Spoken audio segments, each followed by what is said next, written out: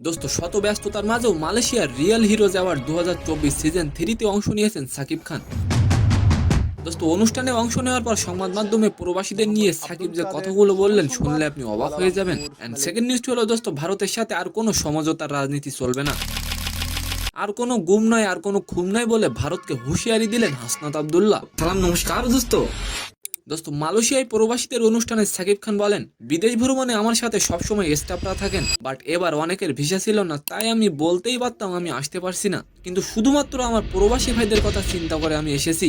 দোস্ত সাকিব খান কি আসলে একজন ভালো মনের মানুষ? অবশ্যই কমেন্ট করে যাবেন। দোস্ত সাকিব খানের প্রথম প্যান ইন্ডিয়ান সিনেমা দরদ মুক্তি পেয়েছিল কিছুদিন আগে। প্রথম দিন রেকর্ড করলেও পরে দর্শক খারায় ভুগতে থাকে সিনেমাটি। দোস্ত মালয়েশিয়ার এই অনুষ্ঠানে সাকিব খান বলেন, বাংলাদেশে টাকা পাঠানোর জন্য প্রবাসীরা অক্লান্ত পরিশ্রম করেন। আমি সবসময় তোমাদের স্যালুট জানাই। প্রবাসীর টাকায় আমাদের দেশ চলে, তাই তাদের টানে আমি চলে এসেছি। দোস্ত এই মিলনায়তনে অনুষ্ঠিত অনুষ্ঠানে সাধারণ দর্শকরা বিনামূল্যে প্রবেশ করার সুযোগ পান। দোস্ত কোনো মালয়েশিয়ান প্রবাসী যদি এই অনুষ্ঠানে যেয়ে থাকেন অবশ্যই আমাকে কমেন্ট করে জানাবেন। দোস্ত সেকেন্ড নিউজটা হল, হাসনাত আব্দুল্লাহ বলেন ভারতের সাথে কথা হবে চোখে চোখ রেখে। দোস্ত হাসনাত আব্দুল্লাহ বলেন, ভারত চেয়েছে সংখ্যালঘুদের উস্কে দিয়ে দেশে অস্থিতিশীল পরিবেশ তৈরি করতে, কিন্তু আমরা ভারতের ফাঁদে পা দেয়নি। দোস্ত হাসনাত আব্দুল্লাহ আরো বলেন, ভারতের সাথে আর কোনো সমঝোতার রাজনীতি চলবে না, আর কোনো গুম নয়, আর কোনো খুন নয়, হয় মাতৃভূমি আর না হয় মৃত্যু। তো সম্মানিত দর্শক, আজকের ভিডিওটি কেমন লাগলো অবশ্যই কমেন্ট বক্সে জানাবেন।